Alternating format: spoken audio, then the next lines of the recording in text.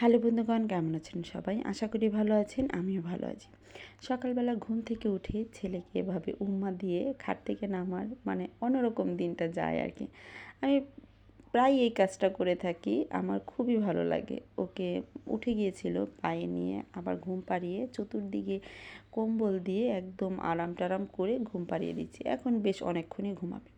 তারপরে কি চলে আসলাম বারান্দায় পাখিগুলোকে দিয়ে যাওয়ার জন্য, কারণ প্রতিদিন সকালবেলায় এই কাজটা করি আর এটা করলে পাখিরাও দেখি অনেক খুশি হয়, তাই এই কাজটা করি আর কি। সারা রাত ঘরের ভিতর থাকলেও সারা দিন এই যে বারান্দায় থাকে আর কি, ওরাও জিনিসটাকে উপভোগ করে।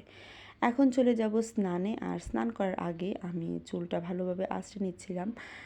কাল রাতে ঘুমানোর সময় এই চুলটা আঁচড়ানো হয়নি, একদম জ্বর ধরে আছে, তাই ভাবলাম যে একটু ভালোভাবে আঁচড়ে নিই, কারণ স্নান করার পর মাথাটা ভেজা থাকবে, চুলটা আঁচড়ালে চুলের গোড়াটা নরম হয়ে যাবে, তাই আগে ভাগেই চুলটা আঁচড়ে নিচ্ছি যাতে শুকানো অবধি পর্যন্ত চুল আঁচড়াতে না হয়।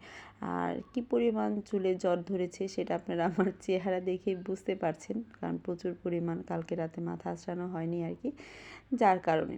তারপরে স্নান টান করে চলে আসলাম রান্না করার জন্য। অনেক দিন হয়ে গেছে, প্রায় অনেক দিন, কবে যে রান্না করেছি ভুলেই গেছি, রান্না করি না বললেই চলে। তাই ভাবলাম যে আজকে সকালের রান্নাটা আমিই করি। এই যে বাটা মাছগুলো হলুদ দিয়ে ভালোভাবে মেখে আমি এখন ভেজে নিচ্ছি। যেহেতু সকালের রান্না তাই আহামরি না, এই একটা পদই রান্না করব।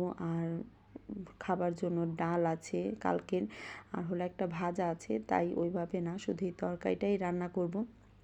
আর রান্না করব হলো কাঁচা কলা দিয়ে আলু দিয়ে বাটা মাছের তরকারি। এই যে আমি এখানে দিয়ে দিলাম হলো জিরা, তারপরে এখন এই যে কাঁচা কলা আর যে আলু আছে সেগুলো দিয়ে দিলাম আর কি। এখন একে একে ধনিয়া গুঁড়া, জিরা গুঁড়া, লবণ এগুলো দিয়ে আর কি খুব ভালোভাবে মিক্সড করে ভেজে টেজে যেভাবে রান্না করে আর কি ওইভাবেই রান্না করব। আর মনে মনে ভাবছি যে কবে যে রান্না করেছি, রান্না আদৌ স্বাদ হবে কি না জানি না। যাই হোক, যেমনই হোক ঘরের মানুষই তো খাবো, বাইরের মানুষ তো না, ওইভাবেই ম্যানেজ করে নেবো আর কি। এই যে সব মশলাপাতি দিয়ে আমি হালকা করে ভেজে নিচ্ছি। এখন এটার মধ্যে হালকা করে জল দিয়ে একটু ভালোভাবে কষিয়ে নিব আর কি। আর কাঁচা কলার তরকারি না, যতই আমি ভালো করে রান্না করি খুব আহামরি ভালো হয় না, তারপরেও চেষ্টা করব আর কি, যদি ভালো হয় আর কি যত্ন সহকারে রান্না বান্না করব। এই যে জল দিয়ে দিলাম পরিমাণ মতো, মাছগুলোও দিয়ে দিলাম। এখন এটা ঢাকনা দিয়ে ঢেকে যেভাবে রান্না করে ওইভাবেই রান্না করে নিব।